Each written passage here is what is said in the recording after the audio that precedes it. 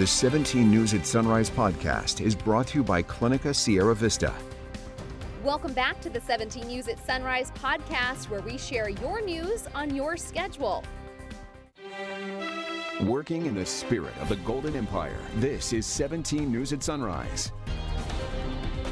Good morning, everyone. It is 5 a.m. on this Wednesday, halfway through our work week. I'm Maddie Jansen alongside Alex Fisher. Breaking overnight, intense moments in southwest Bakersfield after a car crashes into a home. CHP says a car went into this home at Old River Road and Taft Highway around 12:30 this morning. Officers say the home and car burst into flames. Firefighters rushed to the fire, and they were quick on scene as County Fire Station 53 was just a block away. Crews worked to get the blaze under control. CHP says everyone inside was able to get out. We're still waiting to hear if anyone was hurt in this crash. And now to some developing news. An investigation underway after the body of a Tehachapi man was found in the desert. According to the Kern County Sheriff's Office, 25-year-old Larry Gene Christie Jr. was found dead Sunday night in Boron. Deputies say the body was found 2 miles north of Boron Frontage Road. No other information has been released. Investigators say they're working to determine the cause and manner of Christie's death. Good news this morning if you're traveling to Los Angeles over the weekend. Overnight closures planned this week near Castaic have officially been canceled. The freeway was originally supposed to shut down just before midnight again last night so crews could repair a 2-mile stretch that was damaged by the route fire. But according to Caltrans, work is ahead of schedule and they don't need to shut the road down anymore. The family of a woman killed in a crash near Arvin Friday night is mourning the loss of the mother of 7. According to the CHP, the driver of a semi ran a stop sign near Malaga Road and Sunset Boulevard and slammed into a car. 48-year-old Martha Flores, 65-year-old Monty Johnson, and another person were killed. The family of Flores has set up a GoFundMe to defray funeral costs. You can find a link on our website, kget.com. McFarland's police chief says his department is in desperate need of a larger building. He has one building in mind, the McFarland Library. The police department wants to buy the library building and transform it into its new home. The city of McFarland owns a building about a half block away that they'd give to the county for the library to move into. But the county is not interested and won't explain why. The county administrative office is recommending not moving the library, but ultimately the decision is up to the board of supervisors. I can tell you, just as being the chief of police, that we need to grow. We need room. We can't offer professional police service without a good sized building. The McFarland Library is now open 5 days a week from 11 a.m. until 6 p.m. And even though the library is now operating full time, Williams is not taking his sights off it just yet. I still have hopes that we could potentially acquire it, and the reason why is because we don't want to shut the library down. We want a library in the city of McFarland. We just wish to transfer that to a different location to still provide those services to the community. The new county budget does not include a section for the buying and selling of the library, but there's still a chance it could happen. The Bakersfield Police Department's getting a member back with some training from the FBI. Captain Jeremy Blakemore of the BPD completed the FBI National Academy in Quantico, Virginia. Blakemore is one of 265 law enforcement professionals across the country who took part in the 10-week course, according to officials. Well, it is official. The Kern County Sheriff's Office will be starring in the TV series Cops. The Board of Supervisors voted yes yesterday morning to a partnership between KCSO and the producers of Cops. That means KCSO will grant camera crews access to deputies and other sheriff office personnel. The episodes would appear on the Fox Nation streaming service at a later date to be determined. An emotional farewell to a Navy veteran and prison counselor shot and killed while charging his Tesla. Hundreds packed a local church yesterday morning to celebrate Benny Alcala.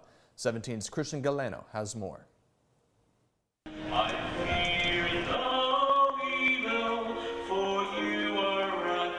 One thing was clear during Benny Alcala's mass Tuesday morning: he was loved. St. Elizabeth Antietam was packed to the rim with loved ones, co-workers, and friends accompanying Alcala's family as they laid him to rest.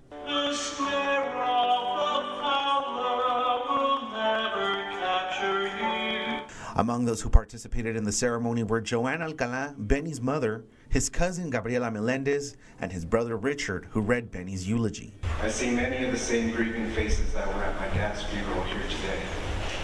This kind of support means the world to me and my family. Thank you for your love. Thank you for your kind words and well wishes, for taking time out of your day to offer your condolences, to honor my brother and celebrate his life. Benny was shot to death August 24th. A suspect was arrested a little over a week later. He is 29-year-old career criminal Robert Purnell Roberts. Roberts now faces several felony charges and remains in custody with no bail. Wasco State Prison Warden Heather Shirley shared memories of Alcalá before handing over a bureau flag to his family.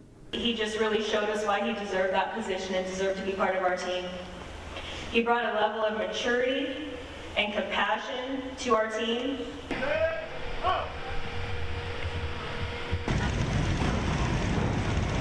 As Mass concluded, Alcalà's remains were escorted out by fellow CDCR officers as they embarked to Benny's final resting place. My brother loved his family. He loved his sons Anthony and Max, and adored and loved his wife Valerie with all his heart. For 17 News, I'm Christian Galeno. 17 News is your local election headquarters, and we're now less than 8 weeks until the midterm election.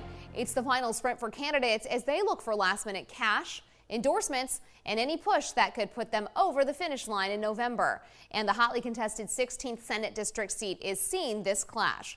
Democratic incumbent Melissa Hurtado was one of the best-funded candidates in the crowded primary, bringing in cash from some of the most influential Democratic names in Sacramento.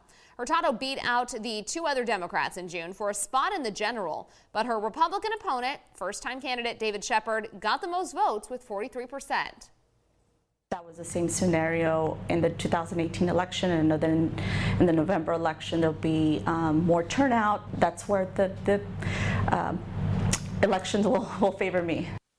As Hurtado points out, in 2018, Republican incumbent Andy Vidoc got 54% of the vote in the primary before Hurtado took the seat in November. But Shepard says June's results were a message from voters. We were 14 percentage points higher than the incumbent, so it's promising, but it also goes to show that folks in the district are ready for a change. From January to June this year, Hurtado's brought in $450,000 to Shepard's $187,000, and Hurtado's raised over $700,000 since the start of her campaign. Crews are working to protect communities in Placer and El Dorado counties after the mosquito fire flared up yesterday evening. Windy weather caused flames to jump containment lines, making the fire a bigger threat to more areas. At last check, this fire has burned more than 50,000 acres as it rages across both counties. Crews have gained 25% containment. More than 100 volunteers and staff at the Gold Country Fairgrounds have been caring for hundreds of animals belonging to mosquito fire evacuees. Placer County Animal Services staff say it's an around-the-clock job to make sure every pet gets what they need. The veterinary team has also been checking out every single pet to make sure they're not hurt. Staff says it's been a good way to uplift a community going through a hard time. Big operation, but well worth it because it's important we provide these services in a disaster so our community feels safe and their pets are supported. The whole operation is working alongside Nevada County, local nonprofits, rescue groups, neighboring shelters, and the community support. Some families in Hemet got to reunite with their animals that were evacuated due to the Fairview fire. This is video shared by the Riverside County Department of Animals yesterday. You can see crews returning dogs, cats, goats, pigs, horses, and other animals to their homes. The recent rain has helped firefighters battling this blaze. As of last night, the fire is now 65% contained, but has burned more than 28,000 acres. Tens of thousands of railroad workers are prepared to walk off the job on Friday as a disruptive labor strike hangs over the nation's railroad industry. In preparation for that possible strike, some railroads have already started to cut back on shipments of hazardous materials and have announced plans to stop hauling refrigerated products ahead of the strike deadline. The Biden administration says they are coming up with a plan to use trucks, ships, and planes to try to keep the most crucial chemicals and other goods moving if the railroads stop operating. The two railroad unions in negotiations with railroad carriers are fighting for more quality of life provisions to be put into that new contract. Negotiations have been going on for several months, but a federal cooling off period ends Friday. The Association of American Railroads released a statement saying 9 of the 12 railroad carriers have reached tentative agreements with the unions. Economists are reacting to the latest inflation data released by the Labor Department. The report revealed prices rose 8.3% compared to last year, which is higher than many expected. Last month, Fed Reserve Chairman Jerome Powell pledged to keep raising rates until price increases are tamed, even if it causes economic pain. The Fed needs to see less job growth. It needs to see fewer job openings. It needs to see fewer houses built. It needs to have slower growth in retail sales. All of that is bad news for the average American. The Biden administration believes the economy's on the right track and interest rate hikes won't lead to massive layoffs. But critics say massive spending is adding fuel to the fire. The 17 News at Sunrise podcast is a production of KGET and Nexstar Media Group. For more on all of the headlines in today's show, head to kget.com.